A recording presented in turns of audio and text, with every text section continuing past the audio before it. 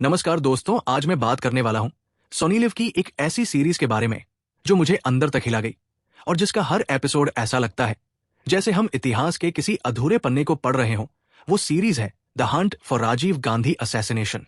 ये कोई फिक्शन नहीं है, कोई काल्पनिक कहानी नहीं है, ये एकदम सच्चाई पर आधारित है और शायद यही इसकी सबसे बड़ी ताकत है।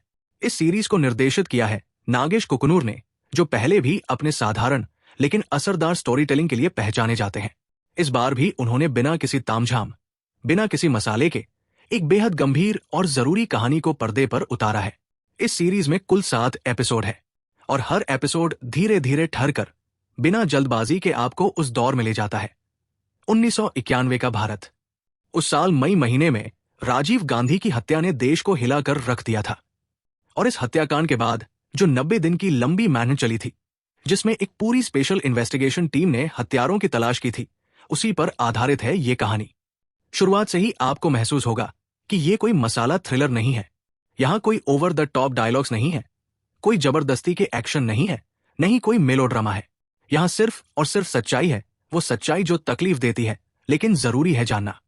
सीरीज का सबसे प्रभावशाली पहलू यह है कि ये किसी भी राजनीतिक पार्टी की तरफ झुकी हुई नहीं लगती।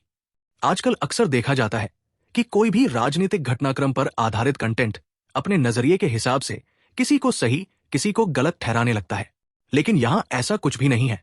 कुकनूर का फोकस सिर्फ और सिर्फ इन्वेस्टिगेशन पर है। किस तरह पुलिस ने सुरागों को जोड़ा, किस तरह एक एक लीड पर काम किया, कैसे वो तमिलनाडु से लेकर श्रीलंका के LTTE तक के नेटवर्क को खंगालते चले गए। जो बात और भी खास बनाती है वो ये है कि इसमें कोई बनावटी किरदार नहीं है।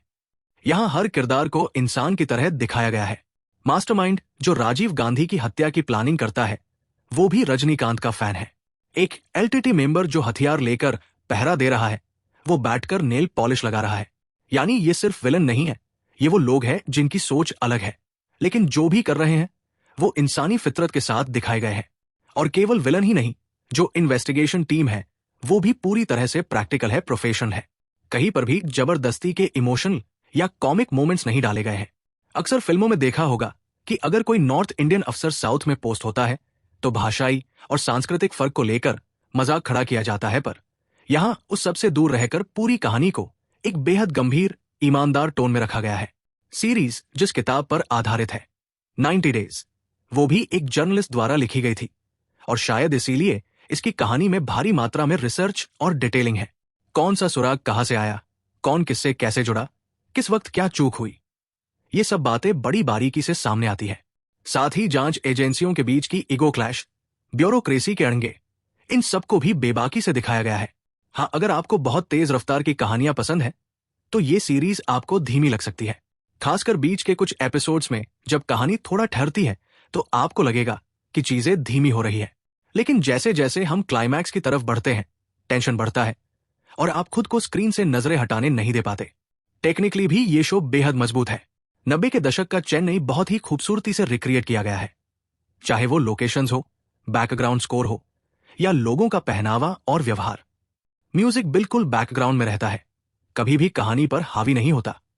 सबसे अहम बात यह है कि इस सीरीज में किसी भी नाम को बदलने या कहानी को फिक्शनल बनाने की कोशिश नहीं की गई है। NDTV जैसी वेबसाइट्स पर जो असली रिपोर्ट्स है वो अगर आप जाकर पढ़ेंगे तो पाएंगे कि यहां उन्हीं नामों, उन्हीं घटनाओं को हूबहू दिखाया गया है। कुल मिलाकर ये एक बहुत सोच समझकर बनाई गई और रिसर्च पर आधारित जिम्मेदार कहानी है।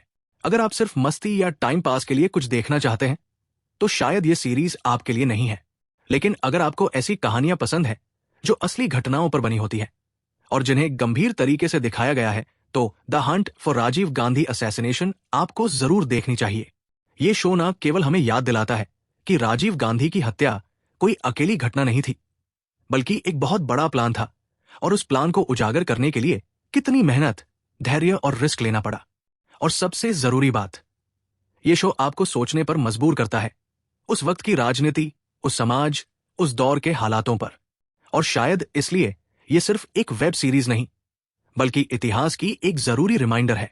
तो दोस्तों, ये थी मेरी पूरी डिटेल्ड, बिना किसी भटकाव वाली राय इस शानदार सीरीज पर। अगर आपने ये शो देख लिया है तो कमेंट में जरूर बताइए कि आपको कैसा लगा। और अगर आप देखने जा रहे हैं तो तय मानिए, एक बढ़िया कंटेंट एक्सपीरियंस मिलने वाला है। वीडियो अच्छा लगा हो तो लाइक, शेयर और सब्सक्राइब करना न भूलें। मिलते हैं अगले वीडियो में।